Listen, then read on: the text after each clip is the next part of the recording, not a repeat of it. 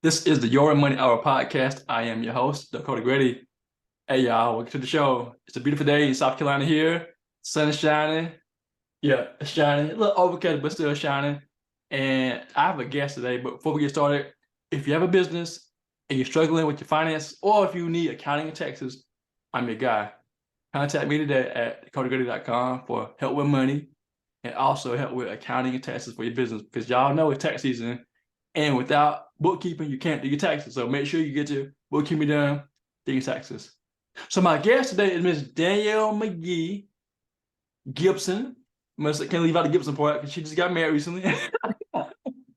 And I know Danielle from Nashville area, so I want to have her on the show today. So without further ado, y'all, it's Danielle. Welcome to the show. Hi, how are you? Thank you so much for having me. Yes, ma'am. Thank you for having the time to spend time with me for about an hour. So Danielle, tell everybody about who you are and what you do. My name is Danielle McGee-Gibson, and I'm the founder and CEO of Black Business Boom. We are a support system for Black-owned businesses, offering training and development, as well as coaching and mentorship, and helping to connect Black business owners to opportunities with corporations, as well as our banking partners. Awesome. So tell about how you got started. You started with business, what you say, a dog walking business years ago, and now you no longer doing that business. Now you're doing the Black Business Boom. Talk about that start and where you are from where you are to where you are now. Yeah, it's been a long road. I think entrepreneurship has always been in my soul. And so I started my first business when I was about 12 years old. Me and my late best friend went out and decided we were going to ask people in our neighborhoods could we walk their dogs. I think we just charged like $5 to walk their dogs. And again, that was before like dog walking was a business. And so since then, I went to college at Central State in Ohio and worked several jobs during my time in school. Became a banker for several years upon graduation. Went back, got my MBA. But this entrepreneurship thing just kept coming back, and I've tried to abandon it several times.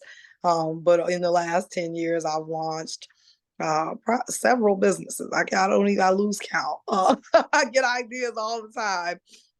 But Black Business Boom is actually the one that I've stuck with the longest. Well, no, I owned a spa in Chicago for about 5 years, and we're coming up on our 5 years at Black Business Boom. So it's the one that I'm most passionate about, that I'm happy to wake up every day doing, it's just transitioned. So now I have this one business, but we've come up with so many different ways to do business and create revenue streams within this one business. So I've just gotten really focused on the one thing, on the one business, and how can I make it grow, and it's working. That's awesome. You talk about those streams, right? It's almost like a tree. You got one business and you have different streams. And recently I looked at actually I'm doing my own taxes now, and I got at least maybe 11 streams, whether it be consistent or drips. I'm like, if I can get all these things to flow, man. Yeah. Yeah, no, that would be amazing, right? Right. So for me, it was like accounting, taxes. You got podcast, speaking, book. So a variety. So talk about some of the streams that you have in your business. Yeah, so within the business, we have corporate partners that support us and pay for business owners to go through our programs. We have sold planners in the past, T-shirts under our Black Business Boom brand. Another thing that we do with our corporate partners, who's really our key target, is that we match them with Black business owners. So we offer procurement matching services that looks like, the corporate partner coming to us and saying, hey, we're looking for business owners to fill these particular procurement needs. Can you help us find Black business owners that are ready for these opportunities? And we have a bunch of other stuff coming up and going on as well. But again, we try to keep everything kind of under the Black Business Boom brand versus trying to run off and start something else, which is hard for me. but again, someone told me years ago, like, just get hyper focused on the one thing, right? And so when I got hyper focused on Black Business Boom and stopped trying to run over here and start this thing and start this other thing, it started to work. And all of those things, like, even though we have different revenue streams, they're all in the same kind of area of business. So, and they all fall in line with our brand, so that there's always consistency with our brand and the brand messaging. That's important too, to have that consistency. Question for you: what one of the challenges that you see that people may be facing as a Black business when they have, say, a partner, a big corporate company, and they want them to come in and do business with them? What's the big problem that you've seen us not being ready for it? Yeah, so there are a couple ones, and I think it starts before that procurement opportunity really becomes real. It starts with us not even thinking about going after those opportunities, and so I think that we have to change our mindset around that. I think a lot of times we are also intimidated by the RFP process, right? So they put out the request for proposal, and we don't even know where to start with that, or we may feel like, I'm not going to even try because they already know who they're going to get his contract to, right? And that's the case sometimes, for sure. I think that we also, many times, we're trying to rush and get ready for those opportunities versus getting ready now and waiting on the opportunity to come. Like my mama say, if you stay ready, you ain't got to get ready, right? So, not waiting until the opportunity is on the table to start to get your ducks in a row. You need to be doing that now. But the biggest issue that I think I find with Black business owners and trying to take advantage of these opportunities is not having the capacity to, right? So if they need 1,000 sandwiches today, or in the next week, like, how are you going to be able to actually fulfill the order? If they need 20 cleaning people to clean this large facility, how are you going to find 20 people? So I think that's the biggest thing, is the capacity. And that's what we hear from our corporate partners, is that we identify these Black owned businesses, we try to get them the contract, but they just can't handle it. So we have to start to scale our businesses and think about scalability in our business before the opportunity is in front of us. Because honestly, like, growing up, I didn't see many Black owned businesses in my area. I'm in South Carolina. There was my dentist, the mortuary, and then there was a local store in this neighborhood. I'm like, everybody else either sold drugs or whatever. That's real. Yeah. So talk about that in the Black community. I mean, like, we don't really own stuff. Like, I've done research on it. African Americans, we lack financial literacy compared to our counterparts. We don't really own homes. I think Blacks own 43% of homes, and whites own 74% of homes. And then we make low wages. I think 43% of Blacks make $30K or less. Talk about that. Like, talk about that, please, because that's why I do what I do. Because I want us to be able to excel and own stuff. Talk about that, please. Yeah, I think that it's really important that we see that we have those role models, and we have those examples of what success could look like as a Black business, like real examples of what that looks like. And a lot of the business owners that I know who own really big businesses that are, scalable in the hundreds of millions of dollars, they're real low key, right? Like, they're not out here. They're not the Instagram influencers, right? And so, but we need those examples in front of us to let us know that it's possible. One thing is that of all of the firms that are owned by Black owned businesses, I think it's something like 2% that actually employ other people. It's a really low number of employer firms. I can't remember the exact, but That's a big deal. Like, how are we able to actually build businesses that employ people in our communities, right? I feel like, in my opinion, Black entrepreneurship is the key to closing the wealth gap. I don't know that it'll ever be closed, but we can narrow it. And I feel like Black entrepreneurship is the way for us to pull our people up, for us to be able to employ the youth in our community, and to get them, out of these gangs and off the street and from selling drugs. I mean, I was in a meeting yesterday, a round table with someone who's running for mayor of Nashville, and a gentleman in that room that's not Black.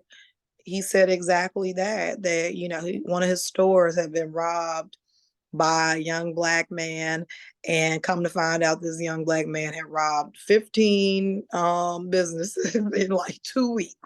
And this man was even like, if we could give him a business, if he had the resources to go out and start a business, he wouldn't be out here robbing folks, right? Like, it is more likely that he's not gonna, if somebody said, here, let me teach you how do you start a business, landscaping or whatever it might be. If we could teach him something like that and give him the resources to actually build a business, it's the same hustle, right? Like, I feel like hustles are transferable. The hustle in you is transferable. So if you can go out here and come up with ideas to rob people and to sell drugs, especially, then you got the hustle in you, and you ain't risk averse. You okay with risk, and risk is an important part of being a business owner. You just need to transfer those skills into doing something productive and helping you build a business and grow your money. And so, again, for me, I feel like it truly, if we could build sustainable, scalable businesses in the Black community, it will be the game changer. Now, that's also why the systems have not been set up for us to do that, right? So we have to work 10 times as hard, but that's nothing new to us. We're used to doing that as Black people. We're used to working harder to catch up, and we kill it every time. So we are resourceful people. We get it done. And so I feel like, we can't wait for the system to correct itself. It was built that way for a reason. It has to be organizations like Black Business Boom and the other folks that are doing the work to uplift Black business owners and empower them. We're going to be the ones that's going to make the difference, and it's going to really change what the economic dynamics are in this country. Man, we could do a whole podcast on this right here. All right, so I love what you said, because if these gang members knew that they were already in business, if they flip the script and say, yo, if I can get people to sell drugs, that's a team right there, right? If I can convince you to risk your life out here, like, I'm a good salesman. I'm a great salesperson. Yeah. You got leadership skills there, sales. You got what? Delegation. And what they call transferable skills, right? So, it's just like the things that I learned in corporate America that I now use in entrepreneurship. We build these transferable skills, and whatever we're doing, we're building skills. And like you said, leadership is a huge thing, like communication, like being able to do that, being able to coerce someone to come out there and risk their life. I can't go and convince somebody right now to sell drugs. It's like, they're gonna be like, no, like, that's a great salesperson if you're able to do that. But again, many times we play the hand that we're dealt, and it's much easier as a young Black male, especially in an urban area. It's much easier to go out and find someone who's willing to help you start selling drugs than it is to be able to go out and find someone who's willing to help you start a business and actually give you the resources, front you, like, somebody will front you some drugs and know you're gonna bring the money back, right? They know you're gonna flip it, you're gonna get the money back, you're gonna bring them their money back. It's not as easy to get somebody to front you the resources that you need to be able to grow a business, and that's a problem. And and we don't see our counterparts are able to go out and get not only friends and family members that are willing and able to front them some money based on their dream. They're able to go get a bank to do it with, like, no, with an idea. They're able to go out and convince a banker to underwrite a loan for them and give them money for a startup. We just don't have folks that are investing in us in that way, and taking the risk on Black owned businesses. Mm, man. So we got a few more minutes, and thank you for your time, and I'm going to honor your time. Talk about the importance of not being in a room, but partnerships. Because we know the same people. Like downtown Antonio, we know the same guy, right? Because I was in the room with him, and you was in the room with him, right? Yep. Talk about how important it is to be in the room, and if you can't be in the room or create your own, now if you can't be at the table, create your own table. Talk about that. Yeah, people, believe it or not, I'm an introvert, unless there is cocktails involved. I talk to anybody off a few drinks, but mostly I'm not one that enjoys going to networking events, enjoys going to conferences, things like that. I do it because I have to, right? And so it's so important to be in the room. Very short story. We had Black Business Boom had an investor when we first started. Well, about a year after we started, we had someone who invested about $30,000 in Black Business Boom. And the way that happened was because I showed up for an event that I did not want to go to. I did not. Like, I could probably pull up the text where I was like, I'm gonna go to this thing, but I don't feel like going to this thing. And so, but I got dressed and I showed up and I sat next to a man at the table and we started talking. And just so happens my now husband and him work for the same company. We, sparked this conversation about the company they work for. They know each other. So just being able to reference kind of my husband helped to kind of build a rapport with him. And when he came and wrote me that check for $30,000, we met for lunch and he brought the check and he said to me, you deserve the opportunity to see if your dreams could come true. And I will never for the rest of my life forget that. That he said, I mean, I had known this man for weeks at that point, and he took a chance on me. But it was because I showed up. I was in the space, I was in the room, even when I didn't want to be. And so we gotta find ways to show up. These spaces exist when you live in places that are predominantly white. It can definitely be challenging when you feel like I'm the only one in the room. But there's money in the room, there's opportunity in the room. You got to show up for yourself. Nobody's going to show up for you. People are not going to knock on your door, knock down your door to do business with you and find you. You got to show up. And so I've learned that time and time again, the power in just showing up even when I don't want to show up. And so I encourage you, get you a networking buddy. Um, Even if you go and stand in the back of the room. Many times I go and I just stand in the back. I don't want to talk to nobody, but I'm gonna catch whatever knowledge is being thrown in the room. I'm a maybe talk to. I may, if there's some drinks there, I may have a drink and then loosen up. But I'm gonna at least show up as much as I possibly can, because again, your money is in these rooms that you are talking yourself out of being in. So much power in showing up for yourself. Not only showing up physically at functions and events, showing up online, the consistency in just telling people what you do. And I'm not telling you to get online and sell your products and services in every post that you make. But there are ways that you can inspire, motivate, educate your audience. They're looking, whether they're clicking, whether they are liking or sharing, they're looking, they see you. And so just be consistent. Dakota shows up every day. Like you the consistent, if nothing else, you are consistent. And so we see you. People see that.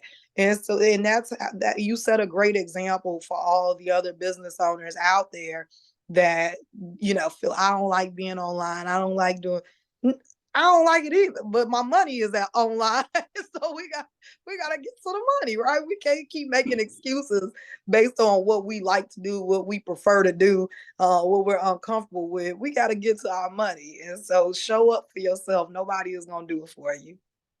Awesome, Danielle. Thank you for your time. So, how can people find out about you online and about your business?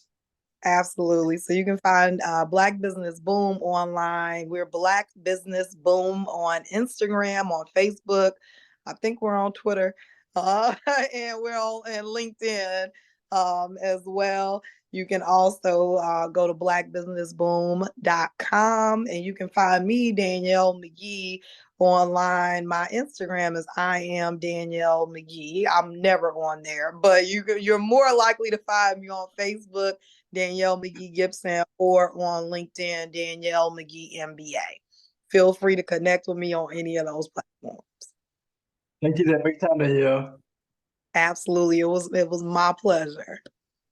This is your Money Hour Podcast.